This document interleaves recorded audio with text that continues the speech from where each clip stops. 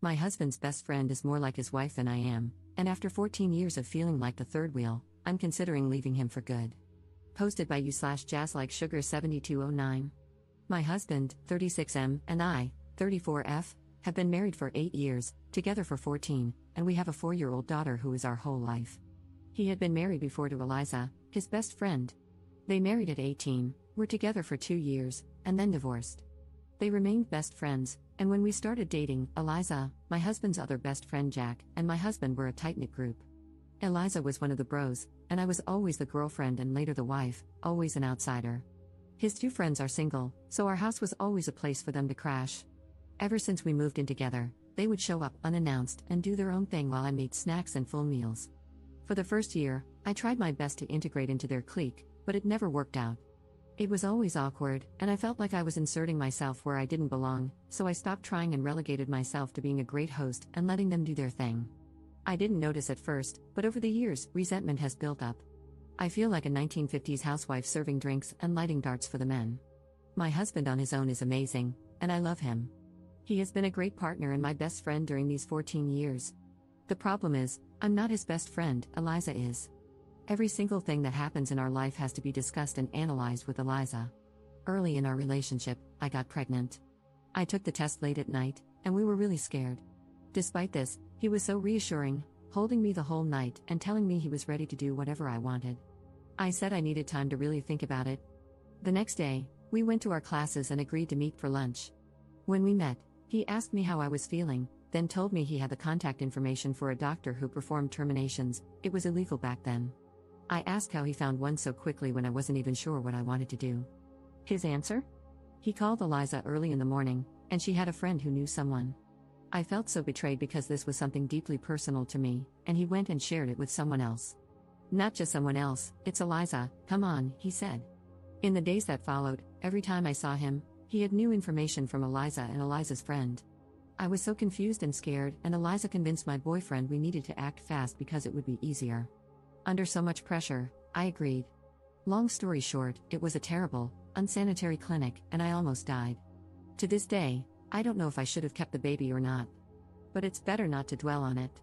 When my boyfriend proposed, Eliza was fake mad that he hadn't told her first. The only way to placate her was to make her his best man, even though my husband had a male best friend. Every little or major event in our life turns into, yeah, I'm going to tell Eliza now, you know how she gets. I was SA'd as a child and told my husband about it. He was the first person I ever confided in. Months later, Eliza and I were alone in our kitchen, and she started talking about something she'd heard on the news about a girl raped by a family member. Then she hugged me. When I started trying for a child and got pregnant, I asked my husband to keep it between us for a little while. It was Wednesday. By Sunday, when I saw Eliza, she congratulated me. I ended up miscarrying. I started looking for a doctor to help me deal with my depression, again, something I wanted to keep private. Eliza was so understanding.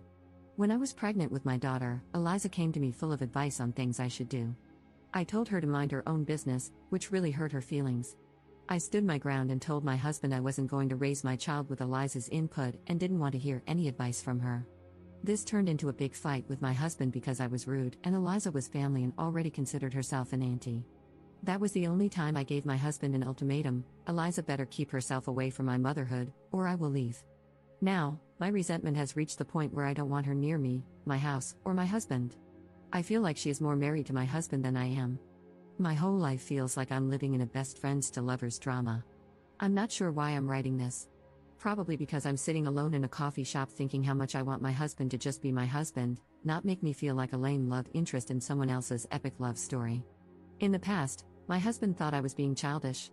Despite loving him, I can't keep being married like this. I don't feel I can trust him to talk to me without involving Eliza, and I don't want to issue another ultimatum. Update 1 month later. I'm going to start by saying how thankful I am to everyone who showed grace on my last post. This isn't a happy update. If anything, welcome to the pity, angsty train. After writing my post and reading how most people felt about it, my head was full of doubts and sadness. Your opinions weren't a surprise since most of my friends and family had voiced the same at some point. I guess I'm too slow and need to be punched harder to understand.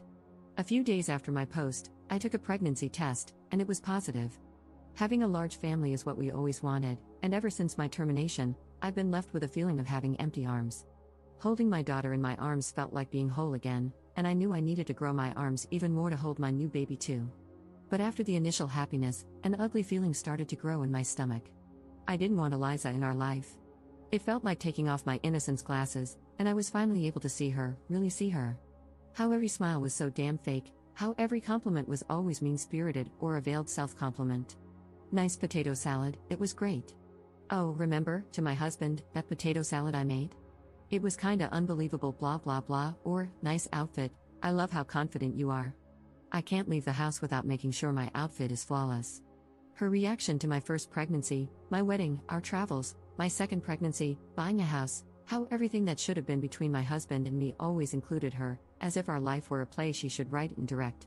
On our first Christmas together, she came over while we were decorating. With all her positive critiques, I ended up sitting in a corner drinking wine while she and my husband decorated. She's always here. And by here, I mean in my life. She has a say in everything in my life, to the point that when my husband voices his opinion, I can tell when it's his words and when it's Eliza's. I'm not saying that since I wrote the last post, everyone turned into ultimate evils, but thinking and rethinking about my life with my husband, I realized I've always been a passive character. It's like my husband got himself a pet, and he and Eliza are going to be endgame when they both realize they never stopped loving each other. Some of you, like my sister, will say I'm dormant. I guess I am. I've let this go on for so long that it's become normal. My life isn't bad, my husband hasn't been a bad husband, and Eliza isn't so bad at the bars that she hasn't tried to kill me yet. I know it's clear to all of you, but to me, this has been my life for years, my day-to-day. I've learned to look away and make myself small so I don't make others uncomfortable. Maybe because I'm pregnant and hormonal, but I'm tired of this. I love my husband, but I feel he can't fully love me with Eliza whispering in his ear and him running to please her like a golden retriever. After all that thinking and rethinking, I sat my husband down and told him we needed to set some strong boundaries because our marriage wasn't working. I didn't feel loved or respected as a wife or even as a person. I explained more or less what I've written here. My husband denied everything and tried to explain himself, saying Eliza was like a sister to him. I said even siblings have boundaries. It went back and forth, with him making me doubt whether I was, in fact, trying to control who was or wasn't in his life. He even joked about whether he'd need to sneak away to have a drink with his friends. For a moment, I wondered if I was, in fact, crazy. But I stood firm. If he wanted to keep this marriage, Eliza needed to be gone from our life. At first, I thought low contact would be enough, but seeing his reaction, I knew that wouldn't work. Maybe I wouldn't see Eliza, but he certainly would, and I would be antagonized and mocked. Honestly, knowing this made me realize my marriage was over. So I pressed with important questions. What were his real feelings? Why did they divorce if they were so hung up on each other? Why hadn't he left me sooner? Why not leave me now? Did he love Eliza more than me? Why? What was it about her? What did she have that I didn't, that made her impossible to leave? In summary, he loves her, but he also loves me. He doesn't understand how. Both of us bring something he doesn't want to miss. He's not sure if he wants a life with Eliza like the one we have, a marriage, a family, but she is his soulmate. They divorced because their relationship was so intense it burned them both. With me, he has calm, peace, and a loving place to come back to. He's never cheated but admits he sometimes fantasizes about her being me and me being her. They often talk about having this life together but agree that being together would destroy their bond. Also messed up, my God. I know it was kind of obvious to all of you in my first post, and it should have been obvious to me. But hearing my husband say he loves another woman, that she's his soulmate, and that he put her at the center of our life, made her an auntie to our daughter and some kind of sister-in-law to me, a supposed family friend, it broke me. I'm not going to lie. I threw myself on the floor, hugged his legs, and begged him, asking what I needed to do to make him love me, to only love me. I felt so pathetic, but I thought everything was worth saving something as valuable as my marriage. I cried and cried and cried. And the hardest part was hearing there was nothing I could do. This is all. I know it's not some shocking news, but for me, my life is falling apart. The only things holding me together are two little hands that hug me every night and the small bean in my belly. We haven't discussed anything legal yet. He's left the house, and my sister and mom are staying with us for now. Top comment. He's a selfish, cruel man. She is equally horrible. He used you, kept her around, and she played along with it. He says he sees her as a sister but then claims he fantasizes about her being you and you being her. Both cannot be true at the same time. She is either a sister to him, or he wants her to be his wife. All he does is lie. He was living his best life and got everything he wanted. He has cheated, maybe not physically, though I doubt it, but emotionally, he has. You deserve to find someone who truly loves you and chooses you every single time, not someone who keeps another option. You were their little doll to play with. You gave him all these wonderful things so she didn't have to, but she gets the perks of being your husband's girlfriend without ever having to get pregnant or do any hard labor in a marriage. I'm so sorry. Second update 1 month 2 weeks later. Hopefully, this will be my last update, but not the end for me. Thanks again to everybody who sent me encouraging messages or replied to my last 2 posts. To clarify a few things people asked or guessed, yes, I'm South American. I live in a very religious country and was raised Catholic, even though I don't follow any religion now and consider myself an atheist. Some things are just too deeply ingrained in our brains. Also, yes, I grew up seeing my mom crying over my dad's multiple affairs. I always thought I would never let something like that happen to me, but oops. Luckily, I started seeing a therapist and will heal a lot of things. One of the very first things I discussed with my therapist was my termination, how deeply it hurt me and how big an impact it had on my mind. And yes, some of you guessed correctly. After the termination, I was determined to get something good out of a very traumatic event. Since I loved my then boyfriend so much, I thought maybe our relationship could grow stronger and better. And I fought hard for that. Then, after a while, it became more about, have I suffered so much for this relationship just to lose it over this one thing? No. Later, it turned into, this is my life, go to sleep and get over the pain. Now, I realize how similar that mindset was to my mom's while forgiving my dad. But since I wasn't being physically cheated on, it never crossed my mind that I was doing the same thing. Now, about my husband and me, we are getting a divorce. I put on my big girl pants and went to talk to him again. I promised myself and my children that I would never beg someone to love me, and my children wouldn't have to grow up believing that something is worth more than loving and respecting yourself. So, I went to talk to him, mostly to say I wanted a divorce, and that's all. At first, I wanted to write down all the things he did that hurt me and how much they hurt, but what's the point? Communication time is over for us as a couple. He was all shocked and then teary because he didn't want a divorce. He tried to convince me to take more time to think. Then he tried to negotiate, asking what I needed for this to work, what I wanted, and what he was willing to do. He was so generous to offer to take some distance from Eliza to work on our issues.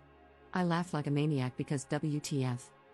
He said our family means everything to him, our daughter, our new baby. I was something he valued so much. I was the heart of his family, and he would always love me and be thankful for everything I gave him. This hurt because, yeah, he doesn't see me as a woman or his wife. I'm the mother of his children. I'm the one who takes care of him and his house, and he's thankful? It was a long talk, but it was mostly the same thing over and over again. In the end, he proposed that I keep the house, stay married because his job has great benefits that I should take advantage of even if we weren't together. He said he would cover all expenses, and we could live in different houses. In the end, he reluctantly agreed to the divorce. I'm now working on establishing new boundaries. I agreed that we should keep things friendly because we have 2 kids to co-parent. Since he doesn't have a place to live yet, I allowed him to hang out with our daughter in our home, take her to the park, etc. But then he started showing up unannounced at our house, cooking for himself, and acting like he still lived there. I was getting really uncomfortable. I had asked for his keys earlier, but he said he wanted to keep them for emergencies only. One day I snapped and told him to either give me the keys back or change the locks. Again, he got teary, saying this was still his home. I told him it wasn't anymore, so no more hanging out here. Now, I'm thinking it's best to sell this house and find something new that can be mine and the kids' home only. As for Eliza, some of you will be happy to know they aren't together. He isn't staying with her, and from what I know, she has distanced herself from him. Maybe she only liked him when he was in a relationship? Or now that her power trip is over, she isn't interested? He is pretty heartbroken that his so-called best friend isn't with him anymore, really heartbroken. I know this because a mutual friend told me, and when he comes to pick up our daughter, he seems in bad shape. He's unkempt, has lost some weight, and always looks so tired. My pregnancy is going fine. As you might have guessed, I'm not interrupting it, so between a divorce and having a baby this year, I guess I'll have a very eventful year. That's all, I guess. Commenter. He's an idiot. He put his ex above you and his children, only to get burned by her. She never wanted him, she just loved the control she had over him. Ops response. It's a shame I won't be able to know exactly what happened between them and their fallout. I'm distancing myself from that drama, but I would love to know, like the big gossiper that I am. Commenter. I'm so happy for you. The idea of a different house is good, but you can also just change all the locks. Build a social support group for yourself, create distance from your ex, and limit interactions. Wishing you all the best. Ops response. I think the new house will be the best, without any sad memories, just a fresh start. Also, I want to live closer to my mom and sister since I will be needing their help.